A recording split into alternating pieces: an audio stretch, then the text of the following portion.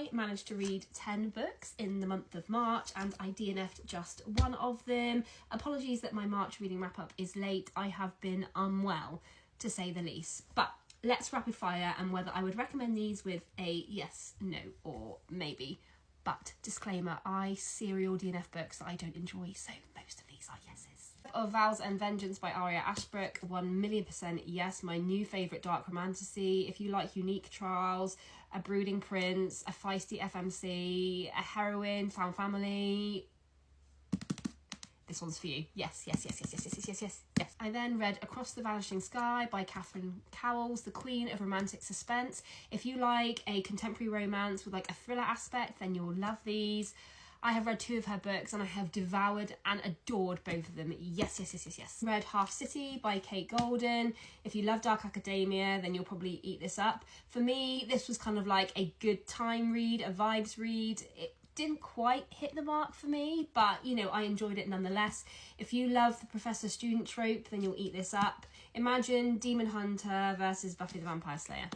This is that vibe for the book. So yeah, I would recommend it. And read Soul Crown by A.F. Amira. If you're looking for an indie author, dark romantasy with a huge plot twist, then yeah, I would definitely recommend this book. I did have a weird reading slump like halfway through and I did put it down, but I have since picked it back up, and yes, I would definitely recommend this book and I'm looking forward to reading book 2. Given an arc of A Composition of Scars by Hazel S. Wilkes.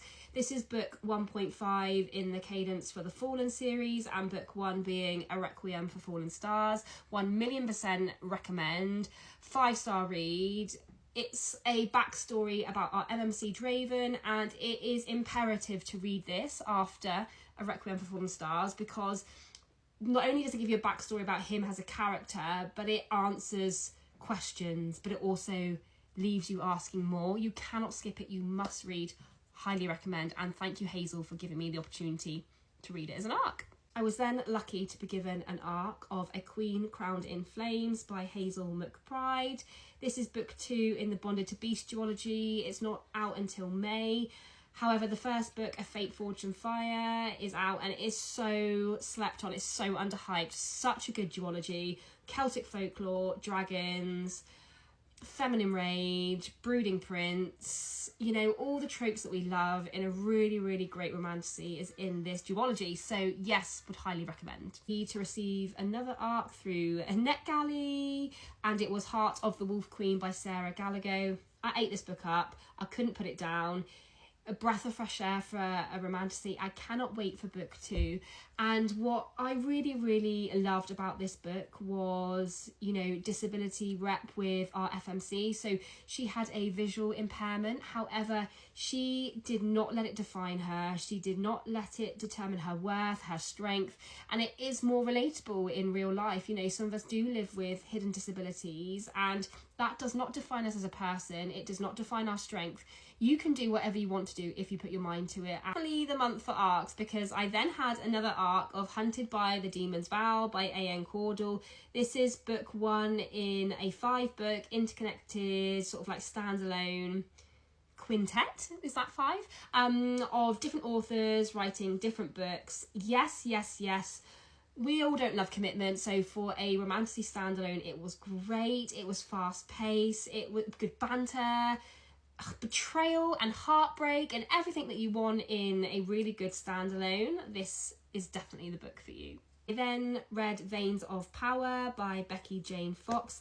This is a maybe for me. This is kind of like an academy setting. We've got dragons, we've got sort of like a fake dating situation. I did enjoy it, however, it did feel very similar to another big book that I have read. And I'm not saying they've plagiarised or copied, but I think when you've read something and then unfortunately you've read this book second, it just, you cannot help but compare. And unfortunately, it just felt too similar. So it is a maybe. If you're looking for a good time read, and if you like an academy setting with dragons, then this could be the book for you. It just, unfortunately, just felt a bit too similar to another book for me. finished the month of March by reading Scars Beneath a Serpent's Scales by Nicole Platania. Oh my goodness me, this book was incredible, and I would highly recommend adding this to your TBR. Again, a very unique take on romantasy. It felt so refreshing. We have celestial magic sort of like crossed with a murder mystery, and the character development between our FMC and our MMC was just so nice to see. They both, again, have been through such significant trauma, but they end up being like a beacon of light for one another, and their story was just heartwarming. And if you love Luther from the Kindra's Curse saga for his yearning,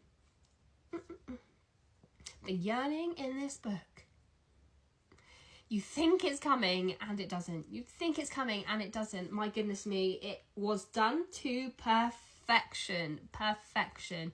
Highly recommend this book, and I cannot wait for book 2, because the ending of book 1, I need book 2 like yesterday. The book that I did DNF was The Wings That Bind by Briar Bolin. Now, I think I'm probably going to go back to this book at some point. However, I think maybe I'm realising that I haven't loved this series as much as I thought I did, you know, since subsequently reading other books. And that's okay. Reading is subjective. We don't all have to love the same books. So that's my March reading wrap up. Had a pretty good reading month compared to February, and I hope that I have convinced you to add some of these to your TBR. And I am already having a great April, so let's hope it continues in terms of books.